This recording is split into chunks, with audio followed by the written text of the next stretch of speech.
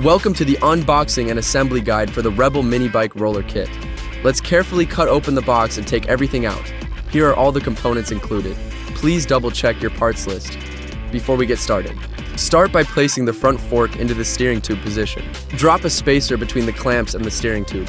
Align the holes, then slide the steering stem down from the top. Secure it by tightening the nut at the bottom. Next, grab the front axle from the hardware kit and remove the nut, bushing, and spacer. Set the front wheel between the front forks, slide the axle through the fork, bushing, and wheel. Once it pokes out the other side, pass it through the remaining bushing, fork, and spacer. Grab your 14mm and 17mm wrenches to tighten it down and lock the front wheel in place. Now let's do the same for the rear wheel. Take the rear axle from the kit and remove its nut, bushing, and spacer. Slide the axle through the frame, bushing, and wheel. Once it comes out the other side, run it through the remaining bushing and frame. Tighten everything up with your 14mm and 17mm wrenches. Time for the handlebars. Separate the upper and lower clamp blocks. Rest the handlebar between them and insert the bolts. Feed both bolts through the corresponding holes in the upper triple clamp so they poke out the bottom. Just finger tighten the nuts for now.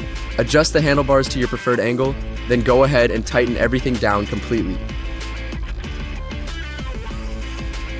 For the brake lever, loosen the bolt on the lever. Slide it into position on the handlebar and tighten it to lock it in place.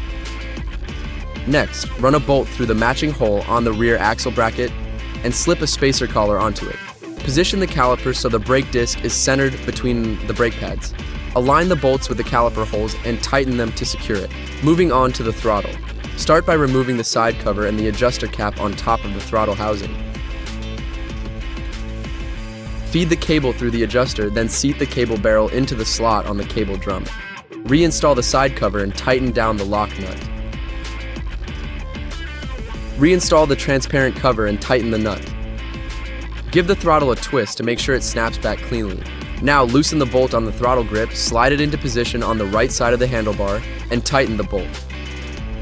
Check the inner diameter of your two handlebar grips. The larger one goes on the throttle side and the smaller one goes on the left. When installing the chain tensioner, slide the bracket through the slot. Pass the bolt through the slot, then slide the spacer collar onto the bolt.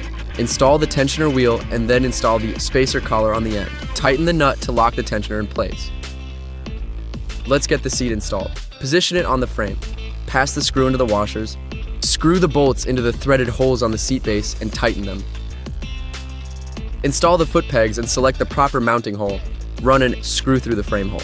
Tighten the screw to lock it in. Align one end with the frame and the other end with the front fork. Insert bolts through both ends and tighten with nuts. And that's it. Your bike's ready to ride.